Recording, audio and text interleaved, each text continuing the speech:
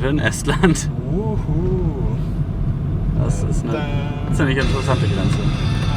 Mitten in der Stadt. Mitten in der Stadt drinnen rein. Guck mal, sieht auch schon hier direkt mit den Holzhäusern komplett anders aus. Unvergleichbar.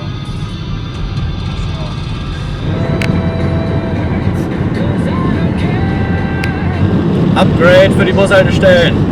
Also, Estland ist bisher richtig Premium mit den Bushaltestellen. Die haben sogar eigene Häuser hier. In jeder Bushaltestelle mitten im Nirgendwo.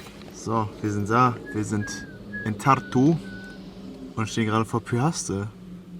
Eine unserer 4 wichtigen Brauereien, unserer Inspirationen. Also wir kennen deren Bier, aber wir haben nichts voraus recherchiert. Wir gehen da einfach gleich mal rein und sagen Hallo. Hallo. Und gucken wir mal, was die so sagen, wie cool die sind.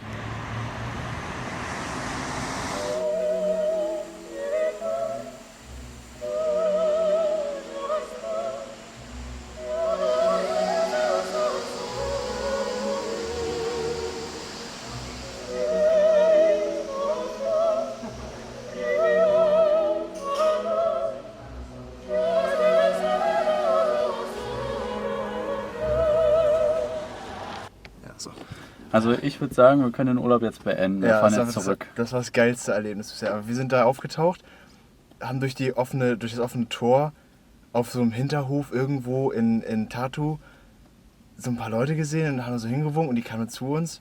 Und wir meinten so, hey, wir sind Brauer aus Deutschland, so, wir wollten uns das mal ansehen. Und er, klar, kommt rein, so, und hat uns überall rumgeführt. Das war total, also sofort so richtig so... Bruder. Ja, solche Ehrenmänner da, das ist einfach unnormal. Ja. Wir wurden da rumgeführt, durften uns alles ansehen, haben uns alles da von vorne bis hinten, die haben jetzt die Brauerei quasi erst seit 2015 hier aufgebaut. Vorher haben sie quasi bei anderen Brauereien immer Gypsy Brewing betrieben. Aber jetzt haben sie hier was aufgebaut. Das ist echt schick. Haben auch viele neue Sachen. Ja, das ist echt, das ist eine wahnsinnig. Da standen jetzt auch Sachen rum, wo er dann erzählt hat, ja, das ist zum Beispiel gestern erst angekommen, so eine Pasteur. Das war, für die Abfüllung war das. Ja, genau, Pasteur ist schon ein bisschen länger da, aber da haben sie der Pasteur war, glaube ich, eine Woche erst, ja. Ja, er hat uns auch direkt angeboten, dass wir Bier mitnehmen können und wir haben die offiziellen wir wurden eingekleidet. T-Shirts. Es ist echt, das war so ein geiles Erlebnis. Also wenn ihr irgendwann mal Pyhaste lest, holt euch das Bier, ist gar keine Frage. Ja. Das war ein Bier, wo uns bekannt war, das ist gut. Aber jetzt können wir noch mal sagen, das ist von echt coolen Leuten gebraut worden. Und jetzt geht's auf die Suche nach was zu essen. Und danach zu schlafen, ja.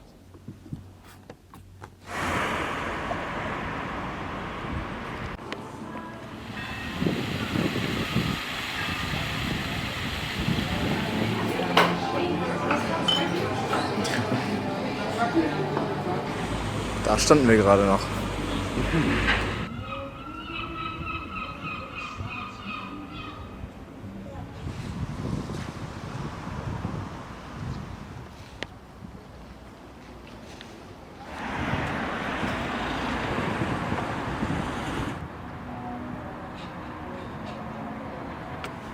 Ja, Tartu ist jetzt durch. Wir werden gerade noch einkaufen. Und jetzt begeben wir uns zu unserem nächsten Nachtplatz. Und der hat schon wieder was ganz Besonderes. Ich will da jetzt nicht zu viel verraten, ne? Aber ihr seht das gleich. Gibt's da Bier? Ja, auf jeden Fall welches dabei. Wir haben von Pyhaste, wir wurden reich beschenkt mit vielen Gaben. Bis gleich.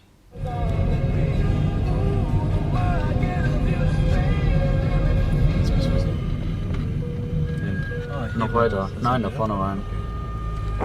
So, wir haben unseren finalen Campingplatz jetzt erreicht. Wir sind über diese kleine Brücke, hier vorne in diesem kleinen Kiefernwald.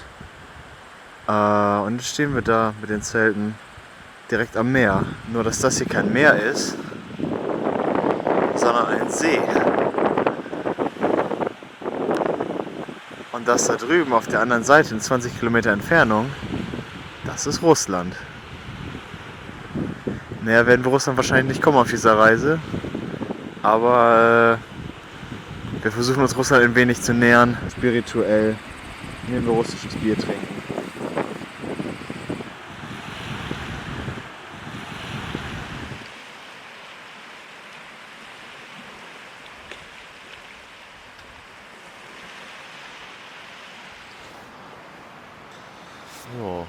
Nacht gut überstanden. Das ist so ein bisschen seltsam geworden gestern. Wir hatten das Gefühl, dass wir gar nicht so einsam sind, wie wir dachten. Und auf einmal sind 3 Leute am Strand aufgetaucht, nicht weit von uns. Dann sind sie irgendwann zu unserem Auto gegangen, über die Brücke gekommen, haben sie uns gesehen, sind relativ zielstrebig auf uns zu. Die 2 haben dann hinten gewartet mit dem Hund und einer kam auf uns zu, so mittleren Alters, etwas kräftiger, aber nicht bedrohlich, sondern sofort zu uns hingegangen, Hand rausgestreckt und irgendwie was, ich weiß nicht, ob das Russisch, ob das Esti war. Und dann so, oh, sprechen Sie Englisch? Und er so, Englisch, dreht sich zu seinen Kollegen um, ruft irgendwas zu denen rüber im Lachen so. Und dann meint er so, schönen Tag noch so. Und dann ist er weggegangen und meint, ist es okay, dass wir hier campen? Und er, okay. So, und ich glaube, der wollte nur sicher gehen, dass wir hier keinen Mist machen, wer wir hier sind, was hier für Leute campen. Aber wir sind trotzdem echt ziemlich mitten in den Wicken. Und ich glaube, ich mache gleich noch ein paar Drone-Shots.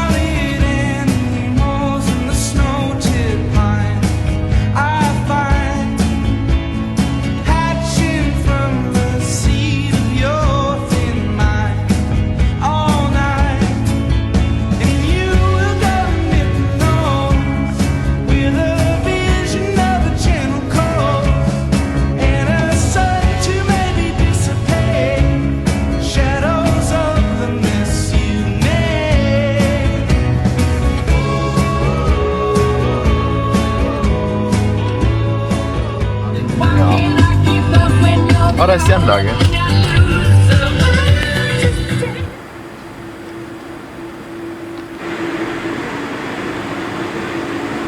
Da ist das Heiligtum.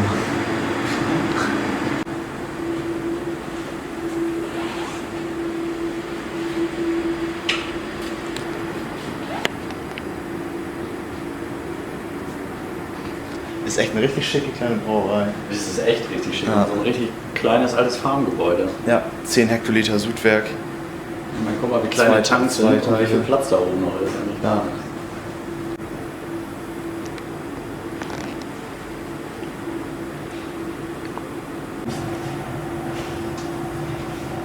This is a little bit too young at the moment, but anyway, it's already quite good. Oh, let's go. Ja. So, wir kommen jetzt gerade von der Purze Brauerei. Und das war auch wieder so ein richtig geiles Lied. Kommen rein und sagen so, hey, wir sind Brauer aus Deutschland, so, ja, wir wollen uns mal ein bisschen umsehen. Wir haben euer Bier gestern gekauft. Wir können nicht einfach vorbeifahren, ohne dass wir eure Brauerei mal kurz besuchen. Und wurden auch wieder so herzlich empfangen und aufgenommen. Und das war echt wieder ein tolles Erlebnis einfach. Ja. Diese junge Craft-Bier-Szene ist einfach echt richtig cool hier. Das ist einfach alles noch nicht so alt und eingesessen. Die Leute haben echt gerade erst angefangen. Die Brauerei ist jetzt, 2016 haben sie keine 4 Jahre. Ja.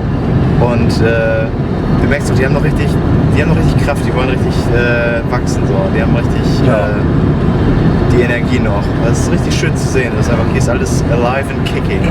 Dadurch haben wir jetzt auch noch einen Grund mehr gefunden, warum wir überhaupt diese Reise machen. Ja, es macht echt Spaß, die Leute kennenzulernen. Ah ja, und jetzt geht's auf nach Tallinn. Ja. Dann sehen wir uns da.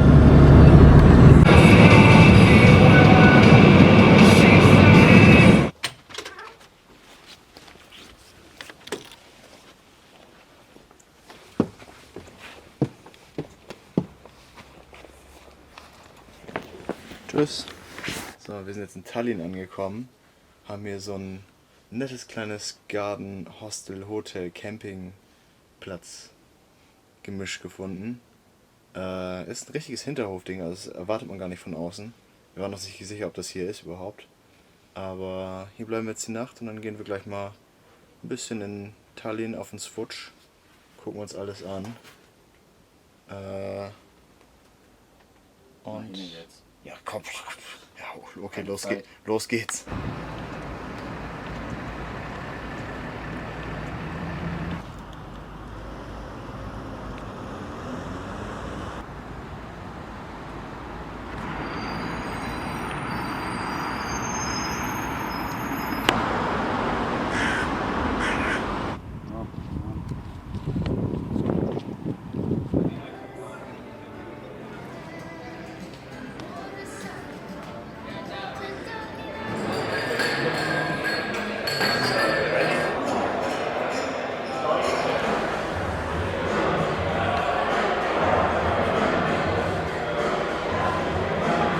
Jetzt waren wir bei Pyhäla, haben wir es auch mal gesehen. Da hat sich keine Möglichkeit ergeben, ein bisschen mit den Brauern zu klönen. Aber jetzt geht's weiter zu Purze, zum Taproom. Das war die Brauerei, wo wir vorhin schon waren. Und jetzt gucken wir mal nach. Vielleicht. Wir wurden weiterempfohlen. Das heißt, man erwartet uns vielleicht da.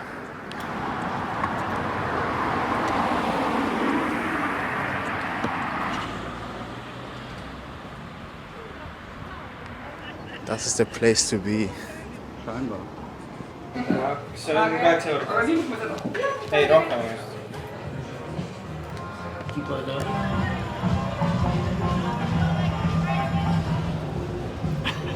We got some food. Das riecht auch richtig geil. Das schmeckt auch richtig geil. Guck mal da. Oh, das sieht wichtig aus.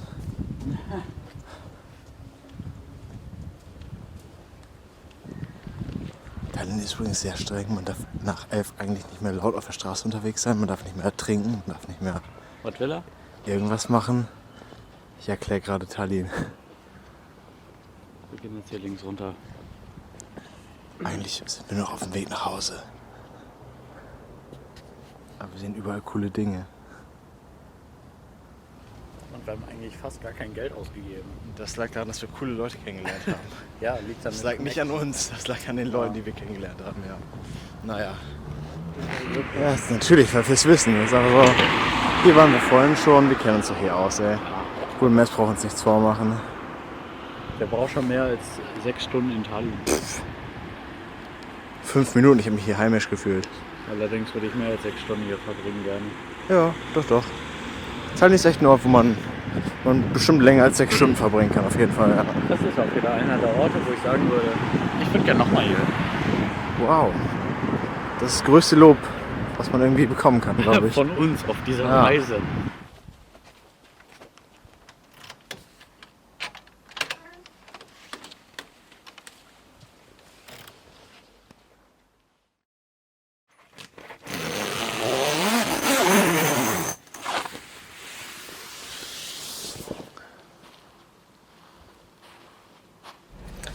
So, wir stehen jetzt nach einer erholsamen Nacht in Tallinn, stehen wir jetzt am Fährhafen und warten jetzt noch ungefähr 1 Stunde 40 oder so, bis es weitergeht. Ja, Patrick ist schon fleißig am Mampfen, der interessiert sich wieder für gar nichts, Hauptsache er hat Essen. Ja.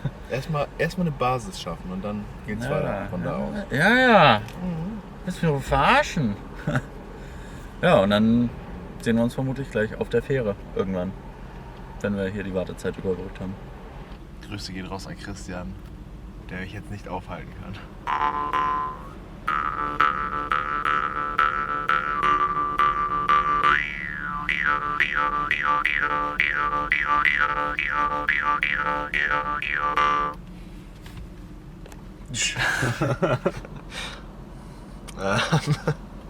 Nein, ich dachte, ich nutze die Zeit mal, während wir kurz hier auf die Fähre warten und Estland verlassen für unbestimmte Zeit.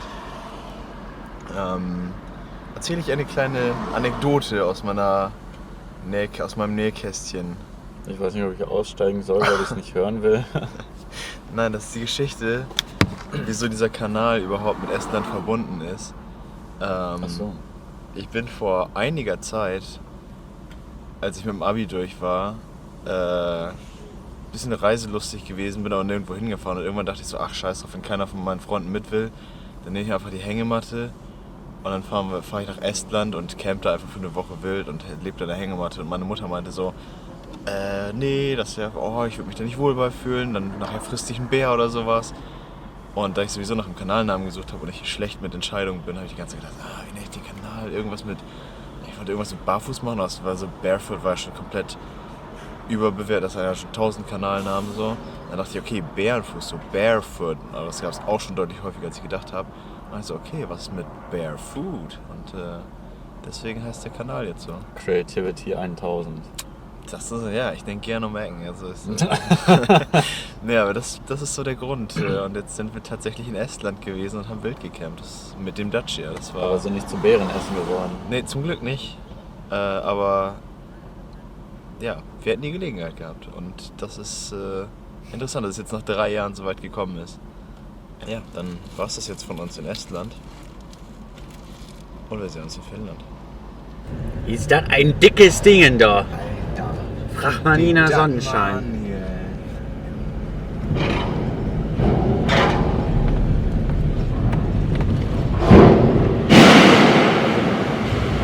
Das ist eine Geräuschkulisse.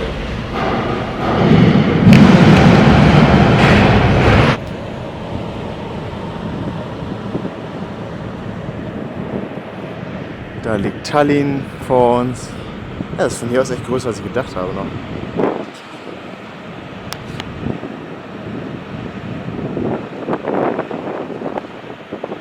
So. Peace out.